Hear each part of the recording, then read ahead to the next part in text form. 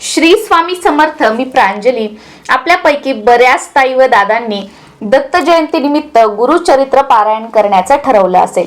जे आपण रेग्युलर करतात ते तर करतोच, पण बरेचसे असे नवीन ताई व दादा असतील तर अशा वेळी बऱ्याच जणांचं तुम्ही ऐकलं असेल किंवा या अगोदर तुम्ही एक वेळा दोन वेळा गुरुचरित्र पारायण केलं, पण तुमच्या मनामध्ये एक भीती बसली आहे. ती म्हणजे की मी जेव्हाही गुरुचरित्र पारायण करते किंवा मी जेव्हाही गुरुचरित्र पारायण करतो त्यावेळेला माझ्या घरात काहीतरी भांडणं होतात, काहीतरी आर्थिक नुकसान होतं, नोकरीच्या ठिकाणी कोणाशी तरी भांडणं होतात, काहीही माझी चूक नसताना समोरून काहीतरी अडचणी येतात. मग कुठेतरी ही भीती की माझ्याकडून काहीतरी चुकलं आहे का, किंवा मग हे गुरुचरित्र पारायण खूप अवघड असतं, याचे नियम खूप कडक आहेत, काहीतरी चुकलं असेल म्हणूनच माझ्यासोबत असं झालं आहे. मग कसं बसत त्यावेळेस पारायण करतात. मग पुढच्या वेळेला करायचं म्हटलं की मनामध्ये भीती असते. किंवा बऱ्याच वेळेला हा प्रश्न येतो की मी अगदी मनापासून श्रद्धेने विश्वासाने हे पारायण करते, मग माझ्या घरामध्ये माझ्यासोबत असं का घडतं. तर या व्हिडिओमध्ये मी तुम्हाला याचं कारण तर सांगणारच आहे, यावर सोल्युशन सांगणार आहे, एक उपाय असा सांगणार आहे की जेणेकरून स्वतः महाराज तुमच्याकडून गुरुचरित्र पारायण अगदी श्रद्धेने विश्वासाने आणि भक्तीने करून घेतील आणि स्वतः महाराज ज्या काही संकट अडचणी येतात किंवा येतील त्या तुमच्यापर्यंत येण्यापासून रोखतील. तर यासाठी आपल्याला सर्वात अगोदर बघा की या ज्या अडचणी आहेत, संकट आहेत, ती काय येतात. आपण ज्या घरामध्ये राहतो, आपण ज्या वास्तूमध्ये राहतो, ते रेंटचं घर असू द्या, ते स्वतःचं घर असू द्या, तो फ्लॅट असू द्या, बैठ घर असू द्या, काहीही असू द्या, बऱ्याच वेळेला आपण ज्या घरामध्ये राहतो तिथे नकारात्मकता असते, त्या जागेमध्ये काहीतरी दोष असतात. त्यामुळे घरामध्ये ज्या नकारात्मक ऊर्जा आहेत, ज्या निगेटिव्ह शक्ती आहेत, त्या जेव्हा आपण गुरुचरित्र पारायण करतो त्यावेळेला त्या अडथळे आणत असतात. आपण हे पारायण करू नये, कारण ज्या वेळेला आपण गुरुचरित्र पारायण करतो त्यावेळेला आपल्या आजूबाजूची जी सगळी नकारात्मक ऊर्जा आहे ती दूर होत असते आणि नकारात्मक ऊर्जेला हे गुरुचरित्रातील जे शब्द आहेत, एक एक जो शब्द आहे, एक एक जो उच्चार आहे, एक एक जी ओवी आहे, ती या ज्या शक्ती आहेत ते ऐकू शकत नाहीत. गुरुचरित्र ग्रंथ हा दिव्य पवित्र असा ग्रंथ आहे. गुरुचरित्र ग्रंथातील एक एक शब्द हा सुवर्ण अक्षरात समान आहे. तुम्ही जर अगदी श्रद्धेने विश्वासाने तुम्ही हा विश्वास ठेवला आणि महाराजांना शरण जाऊन जर तुम्ही ही सेवा केली तर कोणत्याही वाईट शक्ती असू द्या, नकारात्मक ऊर्जा असू द्या, तुमच्यातली निगेटिव्हिटी असू द्या, तुमचं काहीही वाकडं करू शकत नाही. पण ती ही सेवा रोखण्यासाठी काही ना काहीतरी अडचणी, घरामध्ये भांडणं तरी होतील, कोणीतरी चिडेल तरी, किंवा तुम्हाला पिरियड्स तरी येतील, किंवा मी तुम्हाला सुरुवातीला सांगितलं अशा पद्धतीने ऑफिसच्या ठिकाणी काहीतरी होईल, अचानक आर्थिक नुकसान होईल, की जेणेकरून तुमचं लक्ष जे आहे ते सगळं तिकडे जावं आणि तुम्ही परत म्हणजे ह्या देवाला किंवा आपल्या नशिबालाच तुम्ही कोसावं आणि या सेवेपासून दूर व्हावं, यासाठी हा सगळा नकारात्मक ऊर्जेचा खटाटोप असतो.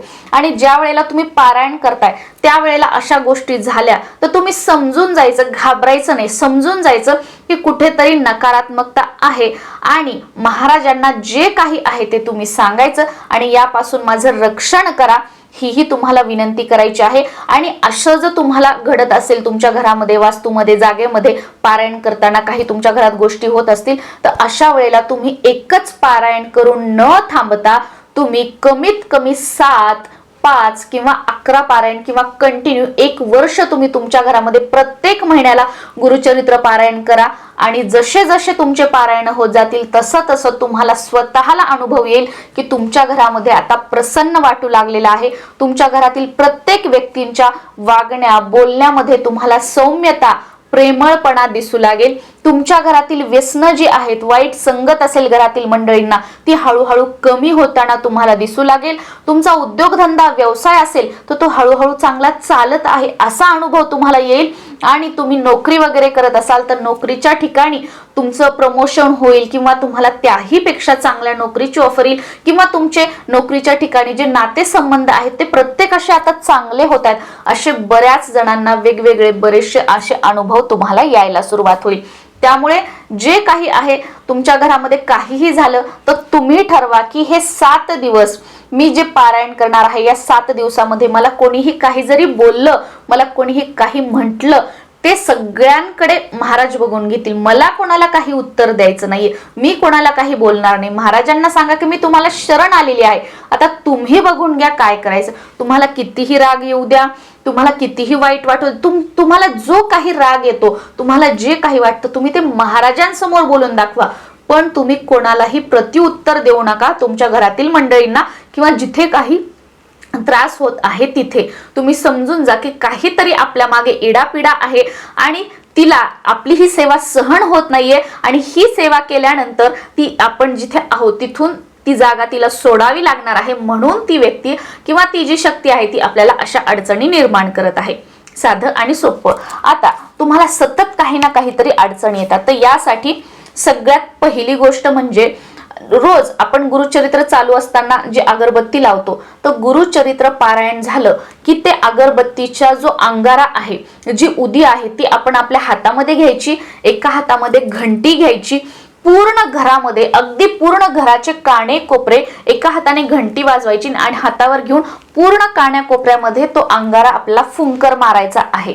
आणि तुम्ही घरामध्ये जेव्हा फिरताय तर तेव्हा तुम्ही दत्त महाराजांचं नामस्मरण करून त्यांचं नाव घेऊन तुम्ही चाला घरामध्ये, आणि तो जो अंगारा आहे तो घंटी फिरवत तुम्ही वाजवा. घंटीने काय होईल, ज्या अशा शक्ती असतात त्यांना घंटीचा आवाज सहन होत नाही, त्या तिथून हळूहळू ती निगेटिव्हिटी दूर होईल. आणि ज्या वेळेला गुरुचरित्र ग्रंथाचा अंगारा आपण आपल्या घरामध्ये आपण फुंकर मारू, तर त्यावेळेला आपल्या जागेमध्ये जरी काही दोष असतील, जे काही घरामध्ये तुमच्या आजारपण आहे, इडापिडा आहे, भांडण आहे, या सगळ्या गोष्टी कंट्रोल होण्यासाठी मदत होईल. ही झाली पहिली गोष्ट किंवा पहिला उपाय म्हणू शकता.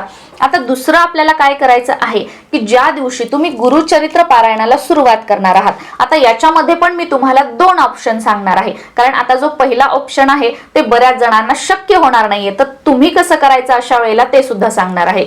एक नारळ घ्यायचं, खडीसाखर, गुलाबाचं फूल घ्यायचं. तुमच्या घराच्या आजूबाजूला जर दिंडोरी प्रणित श्री स्वामी समर्थ महाराजांचं केंद्र असेल तर तिथे आपल्याला जायचं आहे. तिथे गेल्यानंतर ते नारळ वगैरे हातामध्ये धरायचं, महाराजांचं नाव घ्यायचं. मी तुमचं नाव, मी स्वामी सेवेकरी आहे, तुमचं नाव गोत्र जे काय आहे ते बोलायचं आणि महाराजांना सांगायचं की मी उद्यापासून महाराज असं असं एवढ्या एवढ्या दिवसाचं गुरुचरित्र पारायण करत आहे, या या इच्छेसाठी, या या मनोकामनेसाठी करत आहे. महाराज माझ्याकडून हे पारायण निर्विघ्नपणे तुम्ही पूर्ण करून घ्या, आणि हे पारायण करत असताना, ही सेवा करत असताना काही चुका भुला झाल्या तर त्याबद्दल मला क्षमा करा, त्या चुका पुन्हा होऊ नयेत अशी सद्बुद्धी मला द्या, व मी जी काही सेवा करते त्या सेवेचा तुम्ही स्वीकार करावा, ही विनंती करायची. ते नारळ तिथे अर्पण करायचं, आपल्या घरी यायचं आणि दुसऱ्या दिवशीपासून पारायणाला सुरुवात करायची.